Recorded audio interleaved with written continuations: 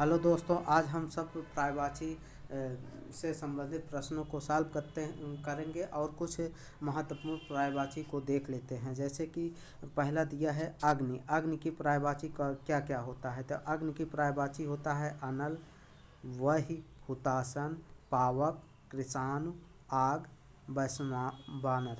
तो क्या क्या होता है? अनल। अनल किसकी प्रायवाची होती है? अग्नि की। अगर अनिल यही कहा होता, अनिल, तो अनिल किसकी प्रायवाची होती है? अनिल हवा की प्रायवाची होती है। लेकिन अनल दिया है तो अनल किसकी प्रायवाची होती है? अनल प्रायवाची होती है अग्नि की। इसको ध्यान में रखना है कि अनिल हवा की प्रायवाची होती है और अग्नि अनल अनल जो होता है अग्नि की प्रायवाची होती है। अगले प्रायवाची पर चलते हैं। जैसे अमृत। अमृत की प्रायवाची का क्या क्या होगी? अमृत की प्रायवाची सुधा, पीयूष, अमीय, सुरभोग, मधु, अमीय, सोम। तो क्या क्या होती है सुधा की प्रायवाची, अमृत की प्रायवाची? एक तो सुधा हो गया, एक पीयूष हो गया, एक अमीय और अमी दोनों होता है। अमी माने भी अमृत होता है और अमी माने भी अमृत होता है। सोम माने तो अमृत होता है, सोम रस जिसको वो कहते हैं। सुर भोग मतलब सुर माने देवता का भोग। देवता का भोग क्या करते हैं? अमृत लोग देवता ही पीते हैं। तो इस प्रकार मधु। मधु क्या है? मधु एक अमृत के समान होते हैं, तो इसलिए मधु अमृत की प्रायवाची हो गई। तो सुधा, पीयूष, अमी, सुरभोग, मधु, अमी और सोम, ये क्या हो गई? अमृत की प्रायवाची हो गई। अगले प्रश्न पे चलते हैं। अश्व। अश्व का प्रायवाची क्या क्या होता है? एक दिया है सुरंग, बी दिया है सैंधव, सी दिया है घोटक, अगला दिया है, अगला दिया बाज और घोड़ा आदि। तो अश्व की प्रायवाची क्या होती है? सुरंग। एक तो सुरंग होता है, सैंधव होता है, घोटक होता है होता है, वाज होता है और घोड़ा होता है। अगले प्रायवाची पर चलते हैं। असुर। असुर की प्रायवाची क्या क्या होगी? एक असुर की प्रायवाची होगी राक्षस। राक्षस हो गया। निशाचर मतलब रात में चलने वाला, रात में जो चलेगा उसको क्या कहते हैं? असुर कहते हैं। निशाचर मतलब इसका भी रात में चलने वाला। दानव, धनुज, सुररी और दैत्य। ये देखिए शब्द से ही स्पष्ट हो जा रहा है कि राक्षस किसकी प्रायवाची हो जाएगी? असुर की प्रायवाची हो जाएगी। निशाचर मतलब रात में चलने वाला को क्या किसको किसको कहते हैं? असुर को कहते हैं। निशाचर मतलब रात में चलने वाला। दानव मतलब जो मानव न होकर दानव हो, दानव प्रवृत्ति का हो तो उसे असुर कहेंगे। धनुष, सुरारी, सुर देवता की होती है और सुरारी अगर री प्रत्यय जुड़ा है तब उसमें क्या होगा? असुर हो जाएगा, असुर का। और दैत्य, दैत्य माने राक्षस होता है तो असुर का प्रायवाची हो जाएगा। अगले प्रायवाची पर चलते हैं। आकाश। आकाश की प्रायवाची कौन कौन सी होती है? नभ।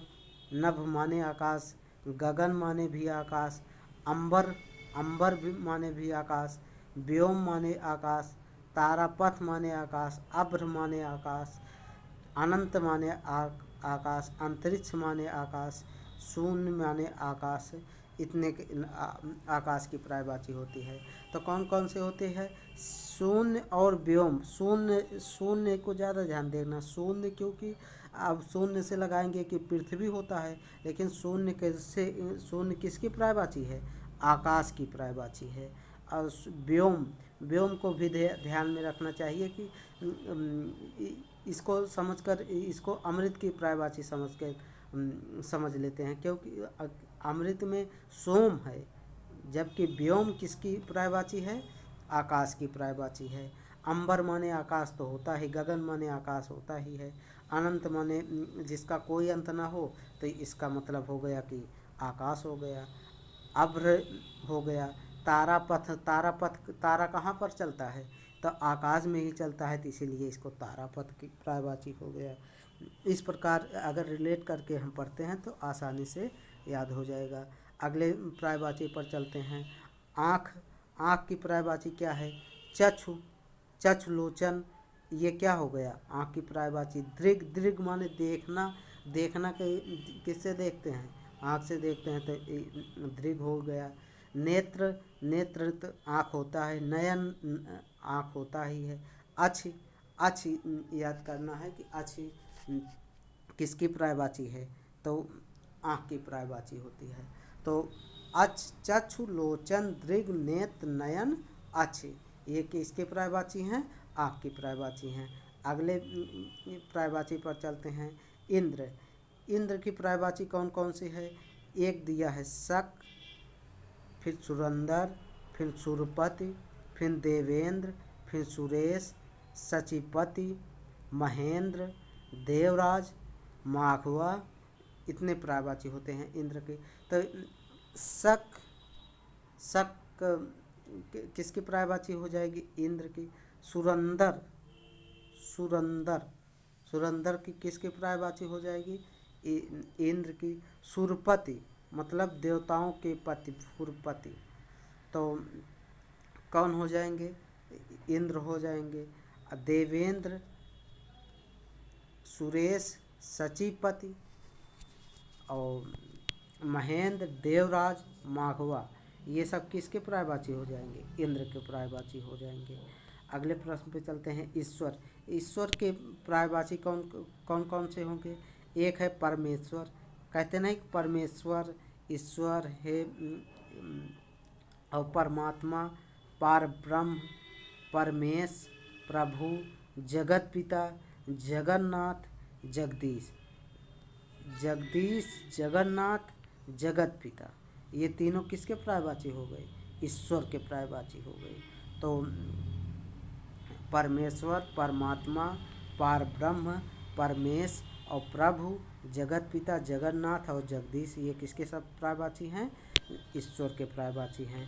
कमल, कमल के कौन कौन से पर्यायवाची हैं?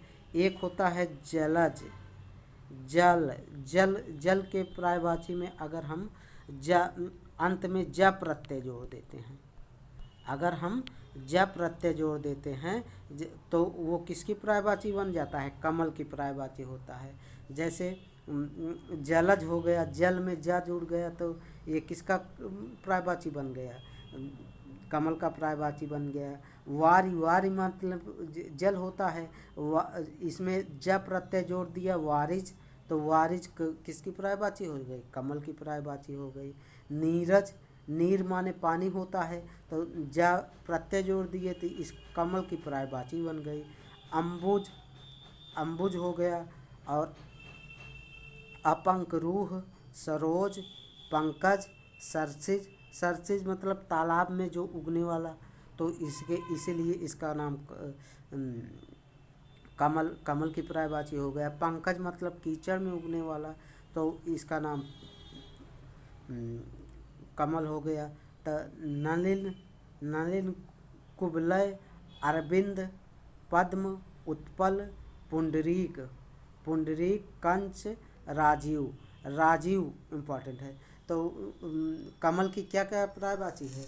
जलज, वारिज, इसमें जैसे ज प्रत्यय लगा है तब उसमें कौन सी कमल की पर्यायवाची होगी? तो जैसे जलज, वारिज, नीरज, अम्बुज, फिर अम्पक रूह, और सरोज, पंकज, सरसिज, नलिन, कुंबलय, अरविंद, पद्य, उत्पल, पुंडरीक, पुंडरीक भी इम्पॉर्टेंट है। कंज, राजीव, राजीव भी इम्पॉर्टेंट है। तो कमल की पर्यायवाची ये हो गई। अगले प्रश्न पर चलते हैं। अगले पर्यायवाची पर कामदेव, कामदेव की पर्यायवाची भी बहुत परीक्षा में पूछा जाता है। तो कामदेव, मदन, मदन को क्या कहते हैं? कामदेव कहते हैं। मनसिजा, मनमथ, अनंग, मार, काम, मनोज, संदर्भ, संदर्प, पंचसर, स्मरण, पुष्पगंधा, मीनकेतु, रतिपति आदि। तो इतने प्रायवाची होते हैं कामदेव के। मदन मानसिजा मनथ अनंग मार काम मनोज संदर्प पंचसर स्मरर पुष्प धंधुआ मीन केतु रतिपति। ये सब के किसके प्रायवाची हो गए? कामदेव की प्रायवाची हो गए। गंगा की प्रायवाची देख लीजिए। गंगा की प्रायवाची कौन कौन से होते हैं? सुरसर, मंदाकिनी, भागीरथी, देव नदी, देवप्रगा, सुरसरिता, ब्रह्मद्रव, चिपथका, जाह्नवी। जाह्नवी इम्पॉर्टेंट है। जाह्नवी किसकी प्रायवाची है? गंगा की। विष्णु पादव, विष्णु पादव किसकी प्रायवाची है? गंगा की प्रायवाची है। तो सुरसरी, मंदाकिनी, भागीरथी, देव नदी, देव पगा, सुरसरिता, ब्रह्मद्रव, चिपथगा, जाह्नवी और विष्णु पादव, ये सब किसके प्रायवाची हैं? गंगा की प्रायवाची हैं। अगले प्रायवाची चलते हैं। गृह, गृह माने घर। घर की प्रायवाची क्या हो गया? सदन कहते हैं घर को, आगार कहते हैं, आलय कहते हैं, निलय कहते हैं, निकेतन निकेत कहते हैं, निकेतन कहते हैं, मंदिर कहते हैं, भवन कहते हैं, आवास कहते हैं, धाम कहते हैं, आयतन कहते हैं। तो गृह घर का क्या क्या होता है?